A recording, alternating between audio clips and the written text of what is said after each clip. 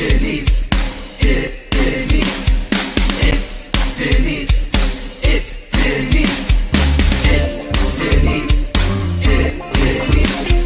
It's a podcast party.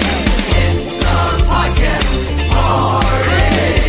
It's a podcast party. I gotta say, I feel like we're besties now after this. What's up, guys? It's Denise Salcedo. Hey there, everyone. Welcome to the show. It is Denise. Sorry, I need to adjust my camera 1 second. Oh my God, guys, I'm back. It's been a while, actually. It's been a week since I've been here on F4W Online. I came back earlier today with the new edition of the latest, but in terms of podcasting, this is my first show back since getting married. Afterwards, I went on a honeymoon, so I'm back, ready to get things going, but also I didn't get to do my NXT show for the last 2 weeks, literally because of just everything that's been going on. So I missed 2 weeks of NXT. And so today, kind of going into this show, I went into it thinking like, okay, you know, what have I missed? So I had to kind of get filled in a little bit with what's actually going on and where are things, how much has actually changed, what hasn't changed, where are we at in the storylines that, you know, I was discussing previously. And let me tell you, there were a lot of things that I completely forgot about when I tuned into NXT this week. And I'm like, oh, that's still a thing? Great. Oh, that's still going on? Great. So just a lot about that today. So this review is going to be a little bit different just because, again, I was out of the loop for 2 weeks on NXT. So I'm basically getting re-caught up with everything. But given that I've been reviewing all of these shows, I think it'll be pretty easy to get back into the groove of things. So it's going to be kind of fun to review NXT 2.0 with a different lens this week. We are going to be talking about the August 9th edition. This was the go home show into Heatwave, which is going to be happening next week. Now, before we get into the actual show, just really quickly, guys, you all know the drill, how this works. Please stay active in the chat. I'm seeing a lot of people saying, welcome back, Denise. Thank you guys so much for having me. I think on my last show, I said when I come back, I hope I get a pop. So hopefully there's someone out there popping right now in their living room going, yay, Denise is back. So anyways, on top of that, stay active in the chat. I will be pulling up comments. I will be reading your thoughts and all of that. And also, just to let you guys know, I am going to be pushing super chats a lot because Wrestle Rumble is the period of them sponsoring my videos is over with. So I'm back here. I'm going to be pushing harder than ever. So if you guys do want to get your question, comment, or statement read on any of these shows, feel free to send in a super chat. They do help support these podcasts and they do help me stay, afloat.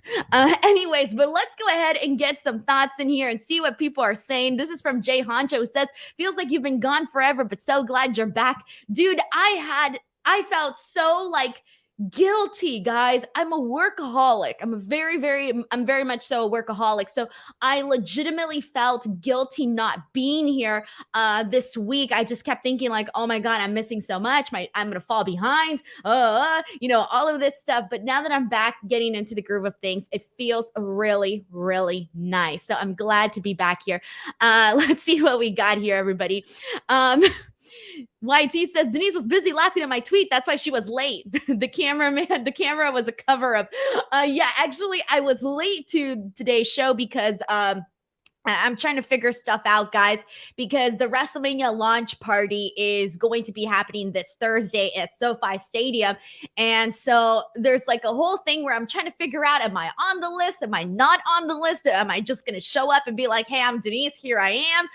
So I kind of got to get confirmed for things. So I was kind of dealing with that right beforehand. So that's why I was late, because I was trying to confirm whether or not I'm going to be at the WrestleMania launch party this Thursday. And if I don't hear back by tonight, I'm going to be making quite a bit of phone calls tomorrow. But anyways, let's continue on. We got a super chat here from Darth Steven C77, our first super chat of the day, who says, welcome back, Denise. We missed you. Thank you, dude. I really hope you guys did. Brandon Charles Powell says, pop. Hell yeah, I got a pop. I appreciate it, man. Nick Grosso sends in a super chat saying, "Hey, Denise, great to have you back and congrats on the wedding. How is Zoey Stark versus Cora Jade a main event? Apollo Crews versus Roderick Strong should have been the main event." I got to tell you, I completely agree with you here, Nick Grosso. I will say that one of the biggest highlights of tonight, I would say the highlight of today's show, was legitimately Apollo Crews versus Roderick Strong because, obviously we're going to, I might as well talk about that now, guys. Let's talk about that now. Let's talk about this match because I do think that it was the best thing that happened on NXT 2.0 here today. So first and foremost, let's rewind a little bit because we kind of are going, we have two different stories here to tell, I think. On one hand, you have Roderick Strong, who unfortunately, these last couple of weeks on NXT 2.0, I wouldn't say have been like the bestest in terms of like the storytelling for Roderick Strong. It's been kind of a little bit frustrating seeing the Creed brothers and Roderick Strong go about this whole, are we friends? Are we not friends? Are we going to break up? Are we not going to break up? Storyline has been going on forever. I've been talking about this for weeks, how I've been saying, you know what, I'm kind of over with already, waiting for the Creed brothers and the, Roderick Strong to officially break up, for the Diamond Mine to officially dissolve. And I've been talking about this for weeks, right? And then I missed 2 weeks of NXT. I come back and we're still talking about this. This is still something that we're like, okay, when is the Diamond Mine going to break up? And no offense to the Diamond Mine, but it's not like, I wouldn't consider them an iconic stable by any means. So it's not like it's hard to let go of the Diamond Mine. At this point, I'm like, break up already. Just please break up already. I don't care. I'm tired of hearing the whining back and forth. I'm done. So that's kind of where I am on the Roderick Strong, Diamond Mine, Creed brothers situation, right? I'm over with it. Over it is what I'm trying to get at. Apollo Crews. Now, Apollo Crews, recently came back to NXT 2.0, and he's been doing all of these for weeks. He had those skits where he was attacking people that do bad things and this and that. But for the most part, we've been seeing that Apollo Crews has kind of been feeling himself on NXT 2.0. And, previous stuff that he was doing on the main roster, we've talked about it not having been so great, having been a little bit cartoonish, the stuff that he was doing with Commander Aziz, it kind of, it wore out very quickly. It wasn't necessarily one of the hot items on, the main roster. So definitely him coming into NXT 2.0 and getting rebranded in a way and kind of getting to see this different version of Apollo Crews, which we had seen plenty of, we've seen shades of this with Apollo Crews in the past on the main roster. We've seen a lot of, the good in Apollo Crews, right? But I feel like this match with Roderick Strong was literally the best thing that I recall seeing from Apollo Crews in a very, very long time. I know that he was having before winning the Intercontinental Championship, I think when he was on Raw, right before he moved to Smackdown, he was having some good matches there. I believe it was during the Thunderdome era, if I'm getting my timing correctly. He did have a couple of good matches during that period because I remember them being good, but since then, I didn't recall anything else that really had been super noteworthy when it came to Apollo Crews. And so we finally got this match with him and Roderick Strong here tonight, and it was legitimately it almost felt like Apollo Crews had been reawoken. He kind of had a reason, a purpose, a purpose to go out there and put on a pretty good job, put on a good, good match, right? Quickly in this match, at the start of it, we had Roderick Strong basically trying to keep down Apollo Crews, keep him on the mat. But Apollo Crews basically got the pace and the momentum, going a little bit more. He got Roderick Strong with he did his leapfrog, he did his drop kick, he got him with a couple of slaps right before the commercial breaks. They both do a double clothesline. We come back from the commercial break, we see multiple clotheslines from Apollo Crews. I mean, the guy is just pumped, man. He's hitting him with a bunch of clotheslines. After this, he gets him with an insecurity. We see him get double knees to the gut of Roderick Strong. So a bunch of really good moments where I feel Apollo Crews got to showcase quite a bit of himself there. And then he eventually gets the victory. I felt it was a very strong victory for Apollo Crews throughout the entire thing. So I love this. I really, really loved this match. I felt like I just got something new out of Apollo Crews that I hadn't seen in a while. And, obviously Roderick Strong is awesome in the ring. We already know that. The storyline, maybe not so much, but the in-ring work is always great with Roderick Strong. So I think regardless, it was a pretty good outcome there. And afterwards, we did have, Roderick Strong and the Creed brothers continue their argument and all of that stuff. So anyways, that's the situation there. And I do agree this should have been the main event because I personally wasn't too crazy about Zoey Stark versus Cora Jade. And I might as well talk about that right now because, to be honest, it was the main event. And I don't even feel like I have much to add other than like, I kind of feel like, I don't know. I feel like Zoey Stark right now, like, I like Zoey Stark. I'm on board with Zoey Stark, but I still kind of feel like maybe the interest for me is not really just there yet with Zoey. I want it to be there, but I feel like I really haven't been given like a legitimate reason as to why my interest should be there. I'm clearly interested in Cora Jade. I loved, the addition that she added to her music. I don't know when she added this. Maybe it was last week or the week before that when I didn't watch the show, but I love that new addition about her being the new generation and this being the generation of Cora Jade for her theme song. So that was good too. But I did not think that this was main event worthy for tonight. Thank you so much to Nick Grosso, and I hope I gave you an in-depth answer there. We got another super chat from my good friend Sheldon Jackson. What's up, Sheldon? He says, welcome back, Denise. How's married life so far and finally getting legit health insurance? I said that somewhere on a podcast, didn't I? I'm pretty sure I said that I was still on Obamacare.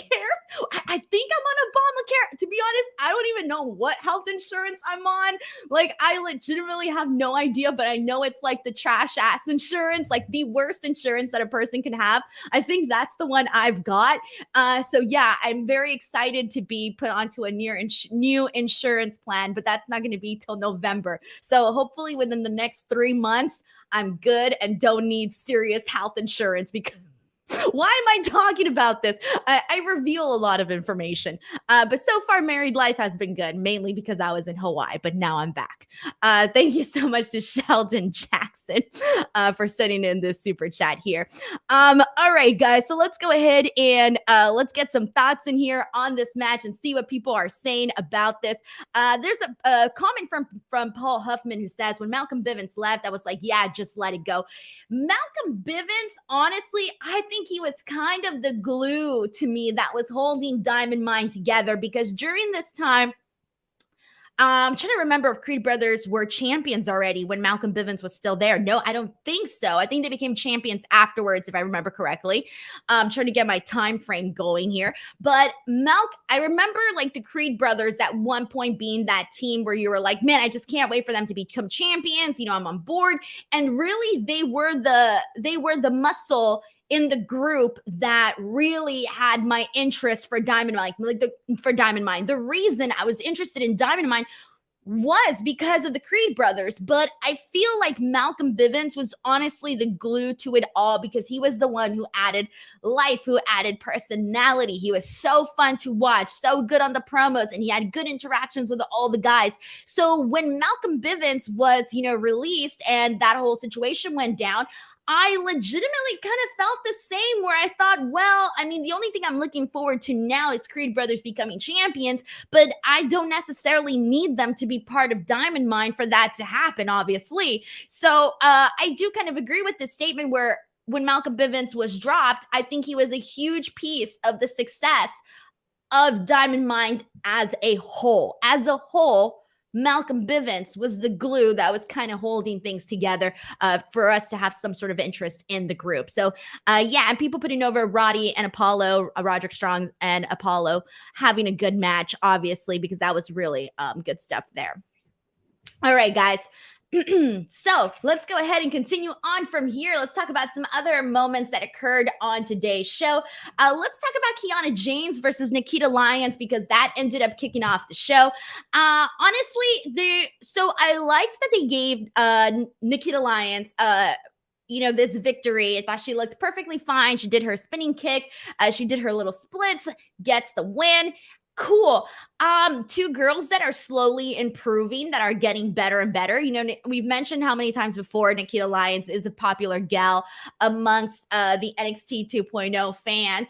But this was a simple match. I kind of would have preferred for Kiana James not to do the post-match attack after the match, because I thought, okay, Nikkita Lyons got herself a solid little victory, and for Kiana James just to get her heat back immediately afterwards, I thought, well, was it really needed? No, let's give Nikkita Lyons this win. I didn't really think the post-match angle was really needed for this. So that's kind of how I felt. I think I would have just preferred Nikkita Lyons to get the win like she did and just kind of end it there and continue on with the show. So I didn't really think we needed the post-match angle for this. But two girls that are slowly but surely becoming their own there. Alrighty, let's go ahead and continue on from here. We already talked about the Creed brothers, so I do have to mention...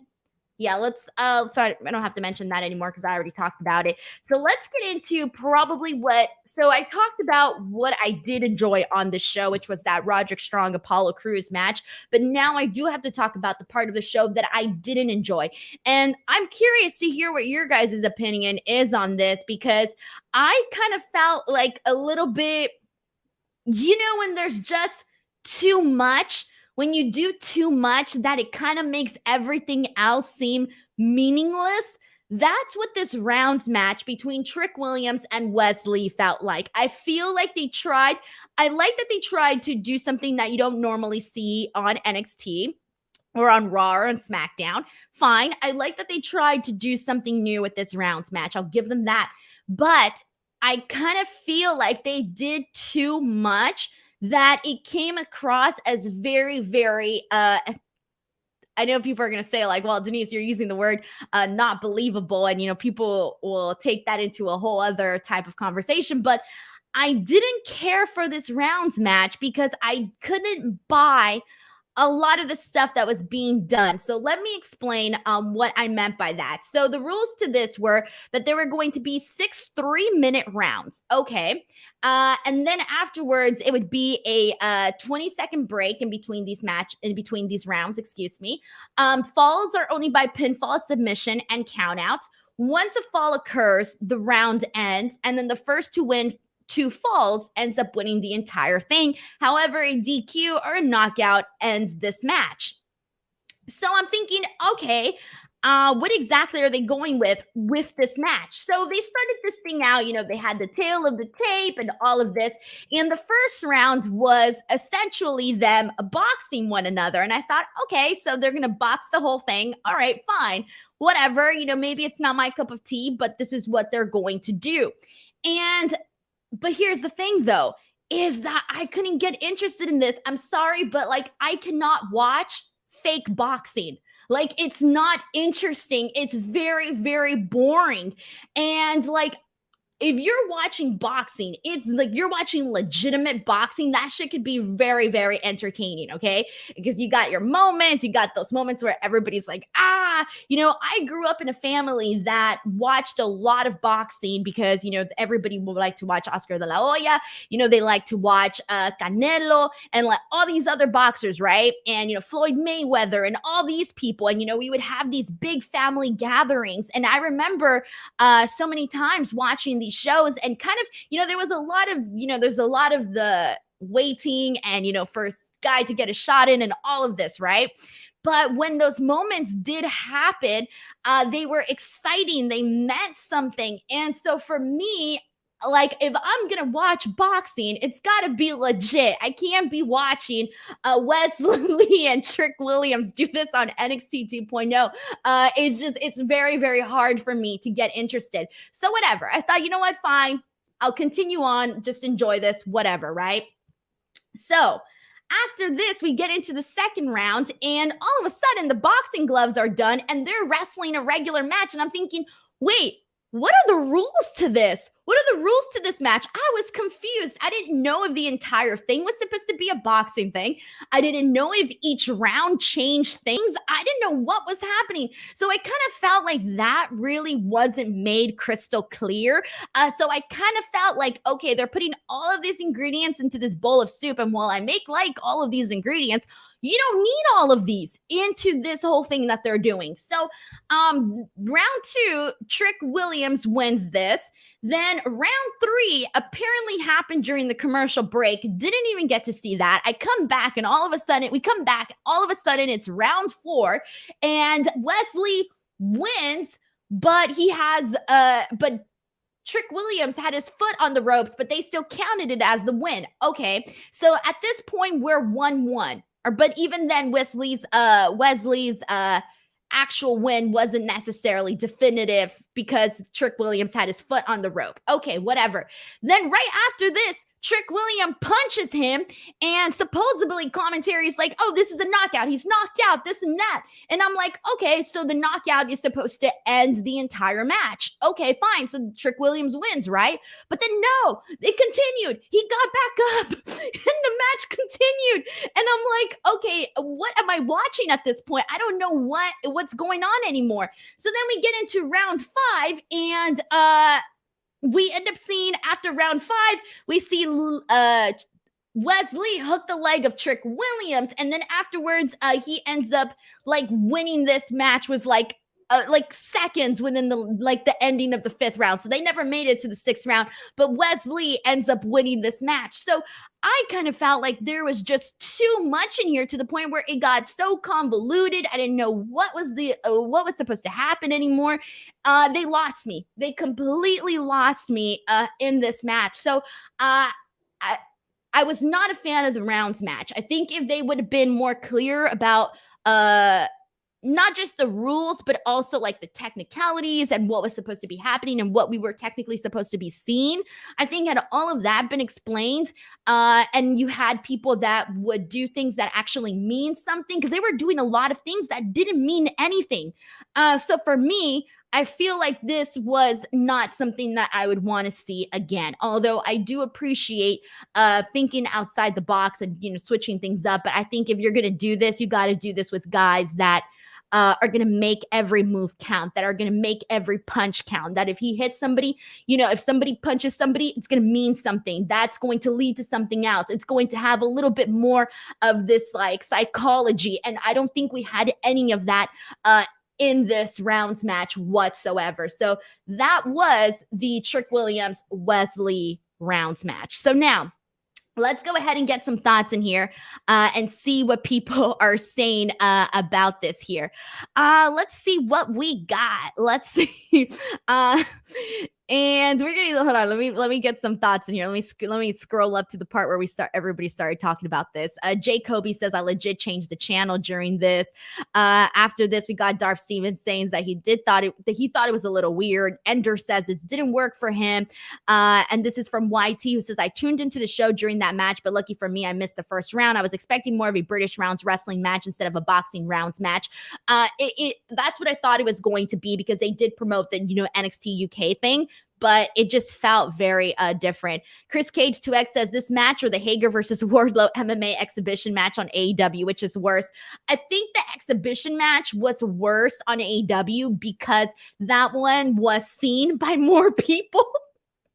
And it just felt like, people were making like a big deal about it, and then it happened and it was like not great. And I know that at least NXT 2.0 is going to go a little bit more under the radar, and it's Trick Williams and Wes Lee. They're not exactly, the top guys on NXT 2.0. So I do feel like they're lucky that it's going to go under the radar, and not very many people, except for like you and I that watched NXT 2.0, are going to be talking about this. But if you don't watch NXT 2.0, chances are you might hear about it, but that's about it. It ain't going to go anywhere above that. So that's kind of how I see things there. And this is from YT, who says it's because Wes Lee was knocked out between rounds and therefore it doesn't count as a fall.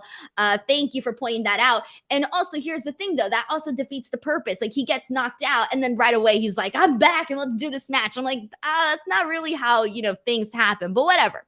Whatever. Justin Martin says a rounds match was just a really weird idea for wrestling in 2022. It was all just overly complicated. Maybe they knew the boxing sucks, so they changed it on the fly.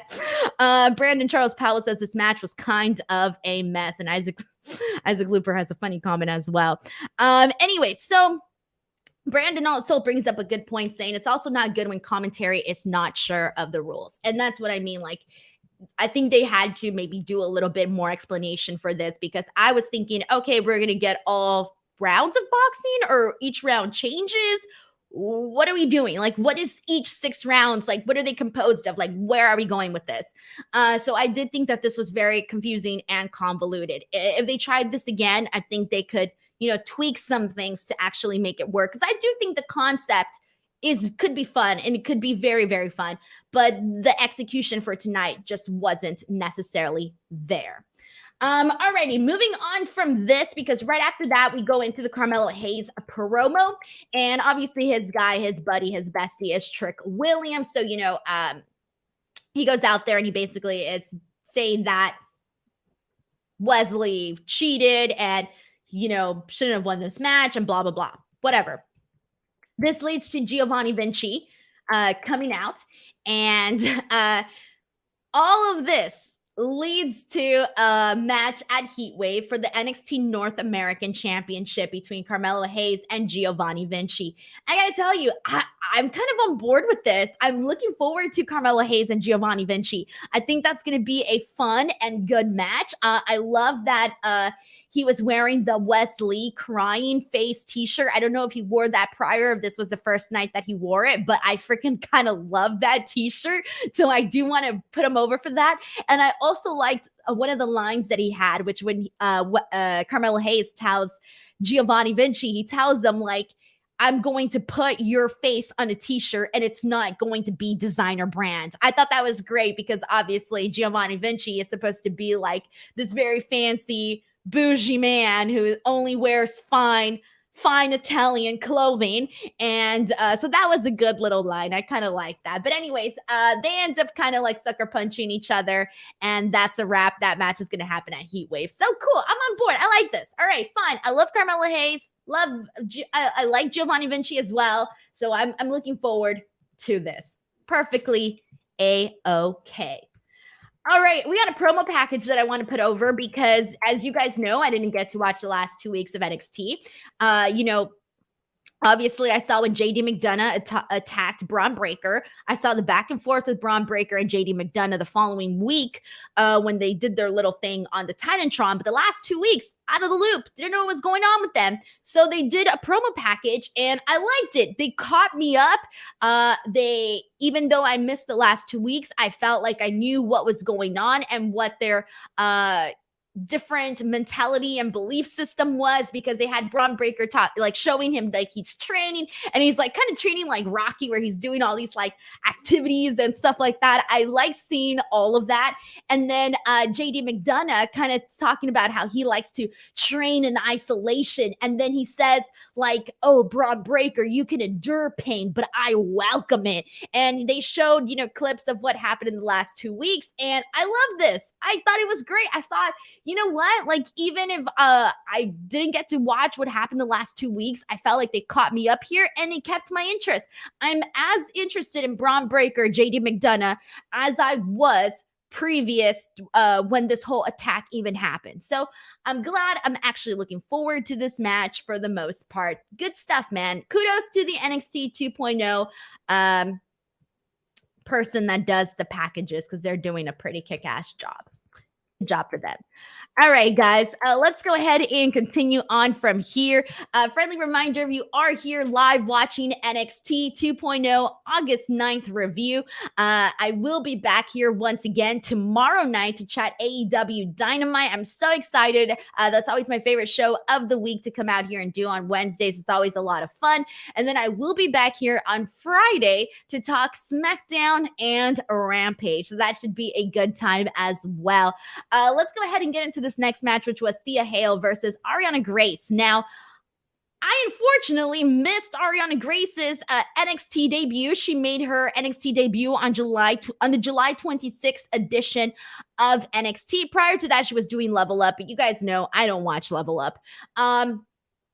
And so today was the Thea Hale NXT debut. So for me, even though for me, this was my first time seeing both of them go at it together and seeing them both on NXT. So even though Thea Hale was supposed to be the one making her debut, to me, they were both new. They were both completely new to me. So from just seeing this from like 1 week, the one thing that I really did like, or rather the two things that I did like finally, for all the Chase U fans out there, you guys know I haven't been on board with the Chase U stuff. It's not really for me, but I actually liked this Chase U skit that they did backstage this week. So thumbs up to the Chase U stands. You finally take a W this week. I thought this was funny. So basically, they're saying Ariana Grace is saying that she got hit in the face with a ball on the Chase U campus by Thea Hale, and now she has a black eye.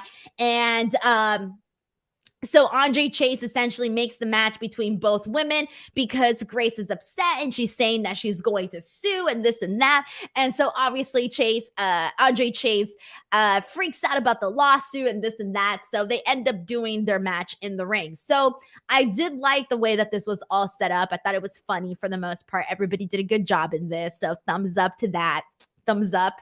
The match itself, yeah, obviously it wasn't like anything super amazing. It was fine. It was like whatever. So it's what you would expect from both of them. It's what you would expect, right? Nothing more, nothing less. It's what you would expect.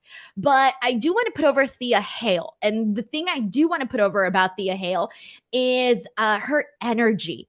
I really like the energy that she's bringing, the energy that she brings in these skits, and the energy that she brings in the ring. The energy that she has is appealing to me. I like it. So that's the one thing that I do want to say that really, really stood out to me during this. Ariana, we know she's the daughter of Santino. We know that. But I mean, this was my first time really seeing her in the ring. So I feel like I think she was what I expected and nothing more, nothing less. So that's kind of where I'm at with that. And we'll see how she does. There's a lot of people that, we've been casually seeing improve on NXT 2.0. Some people improve faster than others. And we'll see how Ariana does. But for the most part, she did a pretty good job with the comedy aspect of the comedy aspect of NXT 2.0. Alrighty, let's go ahead and continue on from here. And we got people celebrating that I came around for the Chase U segment. Fernando Zaya says Chase U is slowly growing on me. I mean, if it's growing on me, I'm talking like really, really slow. I'm talking like turtle freaking sloth movement, okay? This one time, and I've been seeing Chase U University now for what? Almost, all these months that they've been doing it. Just this once it worked.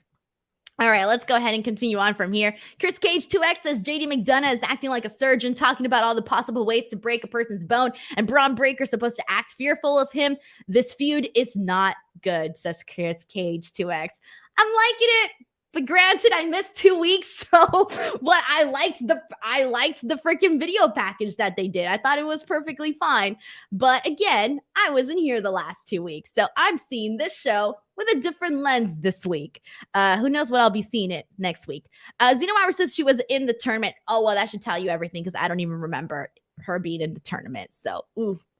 That's terrible, actually. If I don't remember somebody being in a tournament, that probably means that they weren't a standout. So usually the people that stand out in these tournaments, you remember them. So if I don't remember them, chances are there was nothing to remember.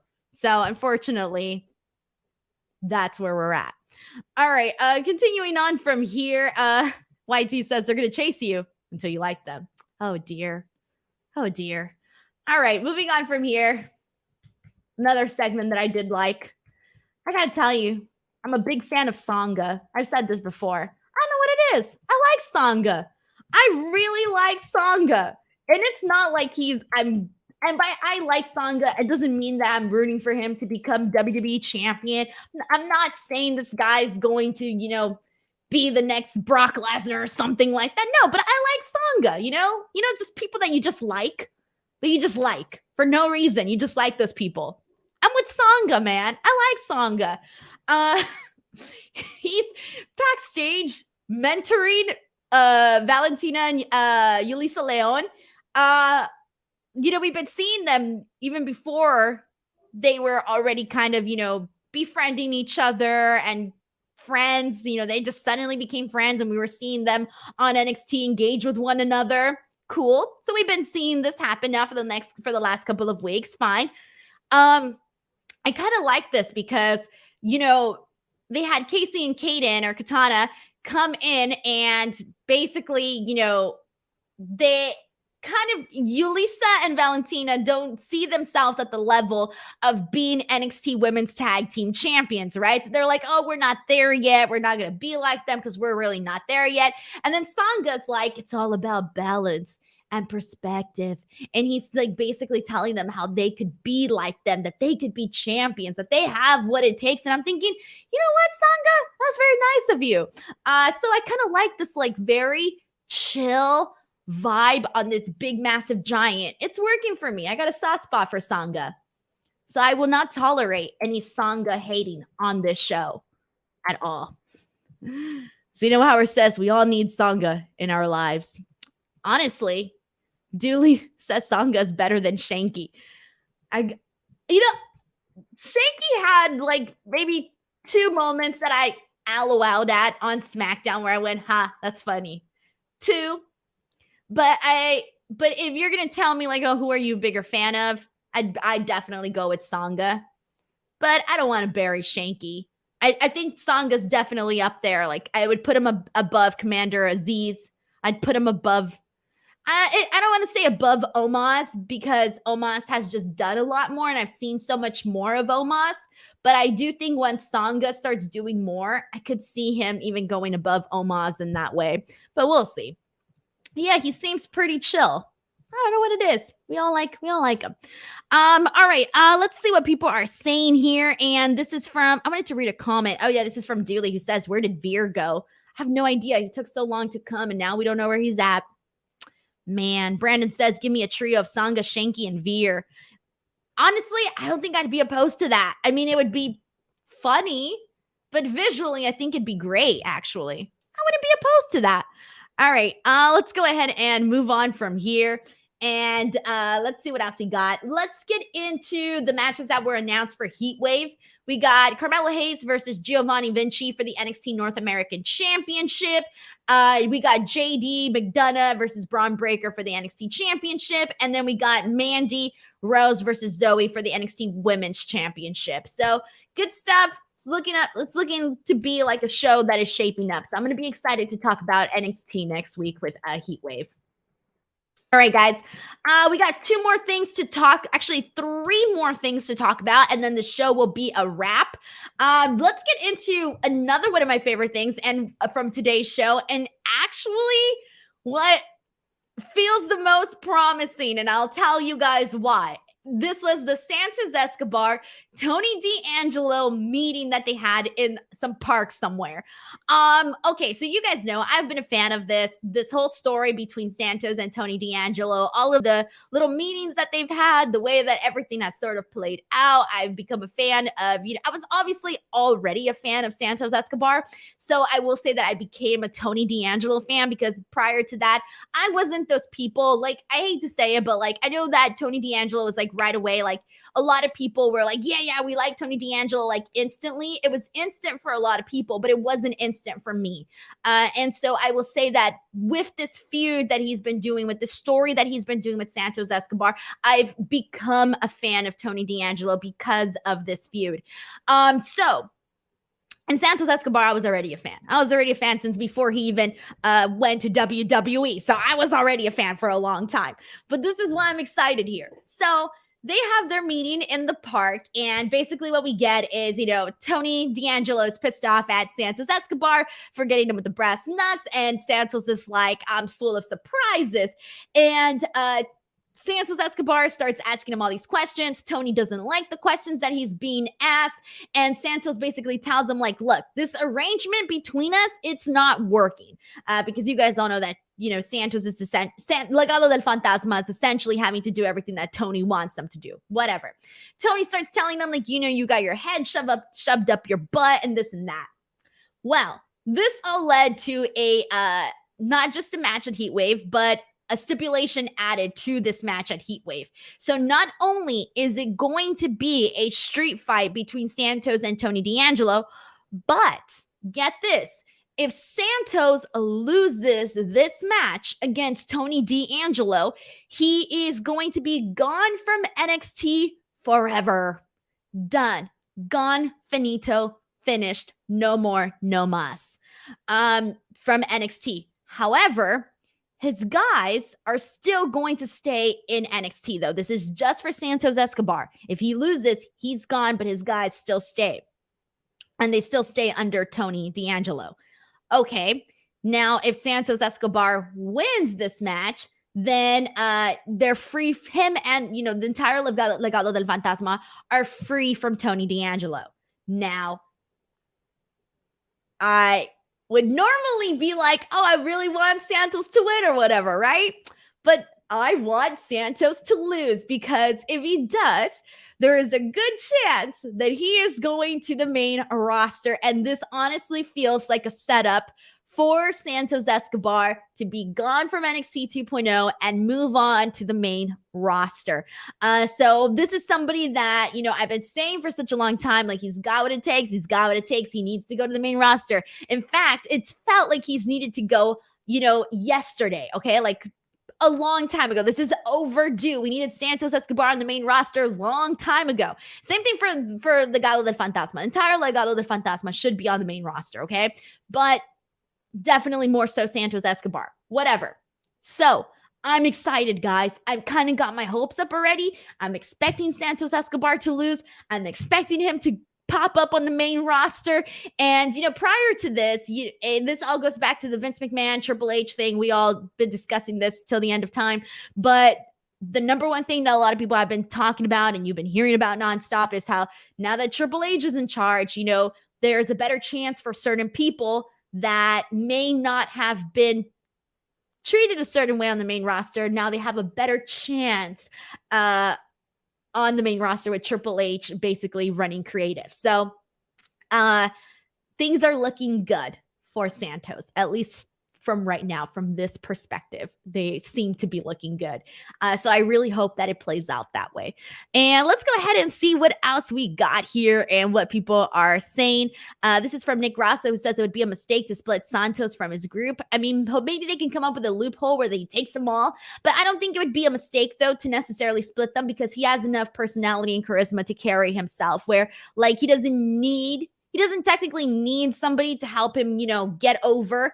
The guy's got enough personality and charisma to do that. But I do love Legado del Fantasma as a unit. I love them all together. So I would love them to all go up together. But if it's one or the other, I'll take it without, all right. So, and yeah, Daniel Rodriguez brings up a good point, saying that Triple H knows he needs to build up that roster, and boy, does he need to build that up. A lot of people are saying that they really hope that they see him on Smackdown, and I do think that's a really great place to put Santos on Smackdown, because they just really need a lot of bodies there. They need to add people, and we saw we've seen Dakota Kai come back. We've seen Io Shirai get moved up. We saw freaking Dexter Lumis last night on Raw. Karrion Kross is another one.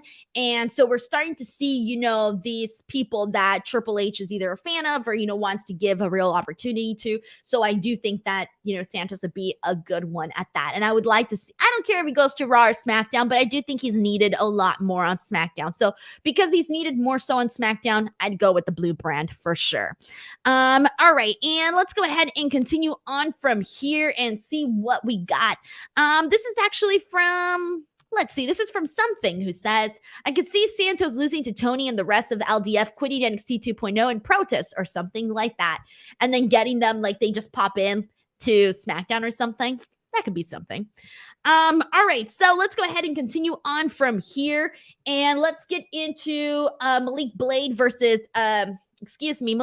and Idris Sanofi versus Pretty Deadly. I thought this match could have gone a lot longer. This was a quick match. Pretty Deadly got the win, and there's nothing much else to add here other than it looks like Pretty Deadly and Lash Legend are going to be friends now, accumulated somehow. That could be interesting. They could play off of each other in a fun way, I guess. But other than that, I think this match could have been longer because these are two good teams, and I think we could have gotten a little bit more in-ring wise. But nothing else much that I want to talk about that. Now, the last thing that I'm going to talk about on the show, is we already talked about the main event at the top of this. The last thing that I want to talk about is the Joe Gacy Cameron Grimes situation, because I had totally forgotten that they were teasing this. So the last time that I was here 2 weeks ago, we were talking about how it looks like Cameron Grimes is going to be joining up with Joe Gacy. And I thought, God, no, please, no, let's not do this. Now, I don't know what I missed these last 2 weeks. Maybe you guys here in the chat could fill me in. But based on what we saw here today, you know, Cameron Grimes is still down and out. He's still not totally feeling himself, kind of lost the pep in his step. And he's leaving and he's like, I'm going to go home. And Joe Gacy and his guys come up and they're like, home where? And so it seems to me, from what I saw before I left and what I saw here tonight, that they're still teasing Cameron Grimes' alliance with Joe Gacy. Now, I hope that's not the case, because Cameron Grimes is another one of those guys that I am ready to see on the main roster. He's paid his dues. He's done everything he can do on the NXT brand. You know, he was thriving in the black and gold brand. He did a lot on the new version of NXT, and it is time to push that man to the moon and send him over to the main roster. So I hope that's the case too with him, honestly. And then M. Durrett also told me not to forget Tiffany and Wendy Chu. Wendy Chu attacks Tiffany Stratton. This feud has been going on for a while too, but I kind of like their polar opposite. They're polar opposite. I don't even want to call it polar opposite personalities. They're just very, very different girls. All right, guys. Before we wrap things up, I do got one more super chat here to read, and then just a heads up, guys, I will be back here tomorrow to chat AEW Dynamite.